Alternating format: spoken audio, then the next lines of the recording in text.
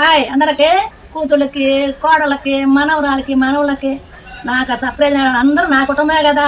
మీ అందరికి కూడా హాయ్ చెప్తాను. ఇవాళ నేను బీప్ పిండి వడియాలు పెడుతున్నాను. చూడండి ఎలా పెడుతున్నాను. నాకు మరి వడియాలు పండుగ ఇప్పుడు ఇక మళ్ళీ ఎండలు పోతే రావుగా, అందుకని ఇప్పుడే పెట్టుకున్నాం. చూడండి మొదలు పెట్టుకోండి. వడియాలకి ఎట్లా బియ్యం తీసుకోవాలి. ఇదిగోండి లోట 2 లోటాలు బియ్యం శుభ్రంగా 4-5 సార్లు నీట్గా కడిగేసి దాంట్లో కొంచెం నీళ్లు పోసి నైట్ పూట పెట్టుకోండి. తెల్లారినాక ఆ నీళ్లు ఉంపేసి చక్క బియ్యం మంచిని పోసి వారదేవి గ్రైండర్లు వేసుకోండి. వేసి మెత్తగా దోశ పిండి లాగా రుబ్బుకోవాలి. ఇది వేసారా 200 గ్రాములు నానబెట్టుకున్నాను. దీని బియ్యం అయ్యి పిండి 200 గ్రాములు సగ్గుబియ్యం. ఇప్పుడు దీంతో నీళ్లు 12 లోటాలు పోద్దాం. వాటికి మరిగిన చూడండి ఎట్లాగా. ఇప్పుడు సగ్గుబియ్యం వేస్తున్నా. 200 ఒక 5 నిమిషాలు ఉడికిపోతాయి. అప్పుడు పిండి పోసుకుంటాం. అట్లా పోసుకొని సన్నగా కట్టుకుంటే ఉండగట్టుకుని బాగుంది.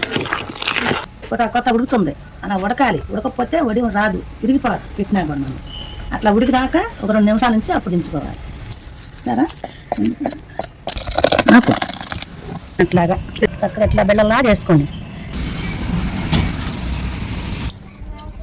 దీని మీద కాస్త నీళ్ళు పలుకు జలుపుకొని ఒక 5 నిమిషాలు ఆగిస్తే శుభ్రం కానీ చక్కగా చేతికి వచ్చి అట్లా పడింది. నీళ్ళు వస్తున్నాయా ఇప్పుడే వచ్చేస్తున్నాయి. కాగా పని కూడా లేదు. వీటిని మళ్ళీ ఆరబెట్టుకోవాలి. అందులో అది ఒక రోజంతా చక్కగా ఆరితే